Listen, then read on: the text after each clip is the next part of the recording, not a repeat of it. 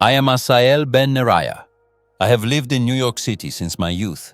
Before that, I was raised as a rabbi in the Holy Land of Israel. Teaching God's laws and guiding people was my duty. The Talmud and Torah were my guides, the foundation of my life. My family too was shaped by these beliefs. But everything changed 6 years ago, on December 21st, 2018. It was Shabbat, and my home was peaceful and calm. My blindness, which I had lived with for years, had drawn me closer to God's teachings. I felt my prayers through my hands, repeating every word as it resonated within me. That evening, the light of the Shabbat candles filled me with peace.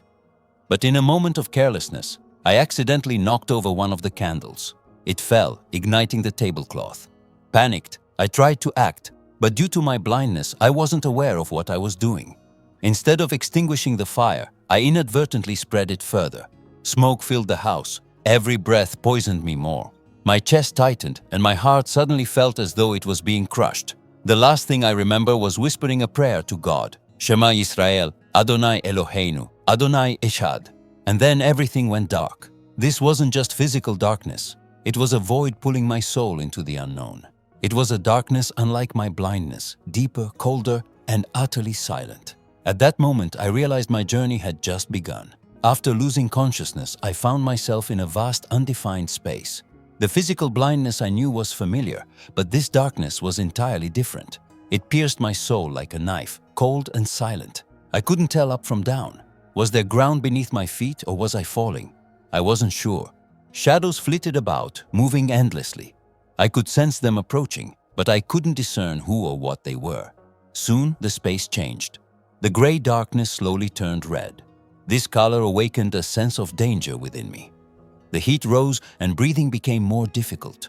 The shadows were no longer vague entities. I could see them more clearly. They had no faces, yet their whispered voices filled the air. Each word echoed in my mind like a ripple. I couldn't understand their exact meanings, but they carried an overwhelming sense of anger and disappointment. Suddenly, I noticed my clothes were in tatters. I was left completely exposed, vulnerable, and defenseless. This realization terrified me even more, as I had no idea where this place would lead or what I would face. I was forced to walk forward, as if an unseen force was pushing or pulling me. I tried to resist, but it was futile. My feet moved against my will. Ahead of me stood massive, ominous doors. Each bore different inscriptions: Muslims, Buddhists, Christians, and others. The doors vibrated menacingly, as though charged with energy from within. Behind each door lay darkness and flames. But what terrified me most was that I stopped abruptly before the door labeled Children of Israel. I was being pulled toward the door. I struggled. I led with all my might, but I couldn't move. The door opened on its own, and the deep darkness engulfed me. The sounds beyond the door filled me with dread. Screams, groans, wails. These were human voices, but their pain was beyond description. As I passed through the door, a wave of heat engulfed my entire being. A deep ache settled in my soul. It felt as though with every step, a piece of me was being torn away. The echo of the pain reverberated through my body and spirit. I finally understood where I was. This was hell, and my journey had only just begun. Beyond the door, a terrifying sight appeared before me. A vast, bottomless valley stretched out. The screams rising from it pierced my soul, and the groans echoed in my ears. Those trapped here were my kin. Some I seemed to recognize, while others were only faintly familiar. But all bore faces of profound regret and helplessness. I saw souls writhing across the valley. Some crawled on hands and knees. With every step, flames erupted from the ground, burning their bodies. Their flesh melted but never vanished. Others were crushed beneath enormous stones. I wanted to help them, but then I looked at my own hands. They too were burning, my skin cracking and succumbing to the flames. I could do nothing but watch. As I moved forward, the valley became even more horrifying. Massive burning pillars rose in the depths. These pillars symbolized the powers and wealth they had wielded in life. They stood amidst them, stripped of any authority. Figures I had heard of in history appeared. One was from the Rothschild family, bankers, diamond merchants, the wealthy. They were the ones who prioritized greed over the well-being of their people. One approached me, eyes hollow and surrounded by flames. Their voice was hoarse and trembling. We were God's people, but we took His grace for granted. We saw ourselves as superior. Instead of helping our people, we took pride in our wealth. Now see, God's justice is real. It wasn't just the wealthy. Religious leaders who had abused their power were also here. False prophets and corrupt authorities were among them. Rabbis in their robes burned amidst the flames, punished for leading people away from God. The sight horrified me, and then I realized I was one of them. A wave of fire engulfed me. My body burned but wouldn't perish. The pain was unbearable, echoing in every cell, tearing my soul apart. At that moment I understood. No matter how devout I had been, I had rejected Jesus and ignored God's plan of salvation. This shame and regret weighed heavier than the physical pain. As I went deeper, more screaming souls appeared. Each cried out in regret. We ignored the Messiah, we rejected him, and now we perish here. Oh, if only we could return. At the end of the valley, I reached the edge of a cliff. Beyond the abyss lay an even darker depth. The screams and wails rising from there were more terrifying than any I had heard before. These voices belonged to those who had lost all hope. I looked at the walls of the valley and saw the faces of souls who had violated God's laws and misled their people. Their eyes locked onto mine as if accusing me. Amid this endless agony, something stirred deep within my soul. There had to be a reason for all of this. Was I also condemned to this eternity, or was there still a way to redemption? The answer lay hidden in the continuation of this harrowing journey. As I descended deeper into hell, the environment became increasingly unbearable. Here, the torment was not only physical, but also a deep shame and regret that shook the soul. Every scream, every moan was an echo of the mistakes these people had made on earth. This time, I encountered not only Jews who had rejected the Messiah, but also those who had manipulated their faith to mislead others. A figure approached me.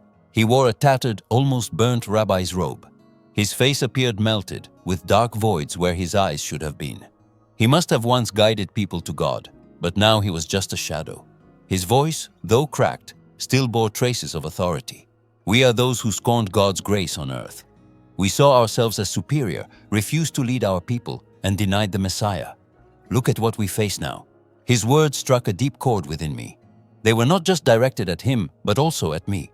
For years I had rejected the Messiah and led my people to cling strictly to traditions and laws. But what if that wasn't enough? What if I'd been wrong all along? Suppressed questions I had avoided my entire life began to surface. The figure extended his hand toward me. My eyes were drawn to his fingers. Each was engulfed in flames, yet did not burn away, as if symbolizing his sins. He withdrew his hand and looked at me again. You are like us. The pride in your heart kept you from hearing God's true call. We sanctified the laws but forgot our souls. We ignored the Messiah, and now here we are. His words pierced my soul like an arrow. At that moment, my inner reckoning began. For years I had mocked anything spoken about the Messiah. I realized my blindness was not just physical but spiritual. My heart had been blind too. I had refused to understand God's plan, hiding behind my pride. I fell to my knees. Tears seemed to stream from my eyes, though even tears vanished in this place. With deep regret, I whispered, Shema Israel, Adonai Eloheinu, Adonai Echad. But this time, even this prayer felt insufficient. The figures around me began to fade one by one. Their screams still echoed, but all I felt was the emptiness within myself. All the years I believed I deserved God's love were an illusion. I collapsed, entirely stripped of pride, left with only profound remorse. As I lay there, utterly spent, a light appeared in the depths of the darkness. Even in this horrific place, it carried warmth to my heart. Was this God's final call to me, or a last fragment of mercy? Hell's darkness had consumed all my hopes. Kneeling on the ground, utterly broken, I believed everything was over. But at that moment, a light pierced through the darkness. It touched not just my eyes, but also my soul, a warm, comforting, and redemptive light. Gathering my courage, I lifted my head and saw the source of the light. Within the light was a figure unlike anything I'd ever seen. His face was both judging and full of compassion. He seemed to see everything, my sins, my mistakes, my regrets. This figure was Jesus. Even without knowing who he was, my soul recognized his holiness. Jesus approached me and spoke in the most beautiful voice I had ever heard. I see the goodness in your heart. Your deeds have brought salvation to many families. Your prayers and help have strengthened their faith. Yet you have suffered here for rejecting me and ignoring God's plan. But grace is in my hands. I forgive you because you still carry light within you. When you return, you must accept this truth and understand God's salvation." Jesus then showed me the good I had done in my life and its outcomes.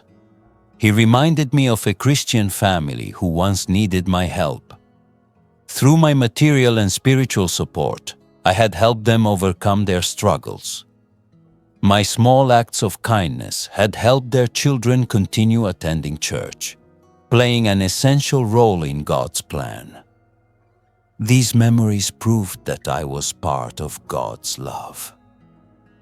Jesus' voice echoed again. "The light within you has not faded, but you could not see it before. When you return, recognize this grace and do not turn away from the truth." His words stirred profound emotions in my soul. At that moment, I began to understand that Jesus was not only sent for the Jewish people, but for all humanity. The light in the darkness reconnected me to life. Suddenly, I opened my eyes. I felt air filling my lungs again, though I could still hear faint echoes of hell. I was in my bed, surrounded by medics. I had survived, but something within me had changed. However, after waking, that transformation began to fade over time.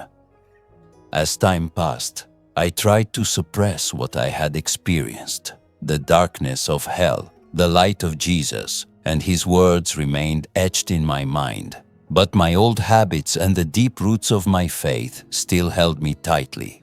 I tried to rationalize it by telling myself, maybe it was just a hallucination caused by the fear of death. I questioned what I had seen and even tried to forget it. I attempted to return to my old prayers and daily rituals, yet I felt something had fundamentally changed within me. This feeling gnawed at me, disturbing my peace more and more each day. Jesus' words continued to echo in my heart. "Know the truth and do not turn away." Again, one day while trying to fully immerse myself in my routine and forget what I had experienced, something unexpected happened. It was an ordinary evening when suddenly the darkness I had grown accustomed to through my blindness shattered. It was as if a veil had been lifted from my eyes. The light before me not only pierced through my physical. Blindness also tore apart the darkness that had gripped my soul. At first, I couldn't believe what I was seeing in my living room. For the first time in years, I saw light. My hands trembled. My eyes had reopened to the world. But this was not just a physical miracle. Directly in front of me, like an echo of the light I'd seen in hell, I saw the silhouette of Jesus. His eyes met mine, not in judgment, but as a reminder. In that moment, I realized that no matter how much I resisted, I could no longer deny the truth. He had offered me a path to salvation. The healing of my blindness was not merely a physical transformation, but a symbol of a spiritual awakening.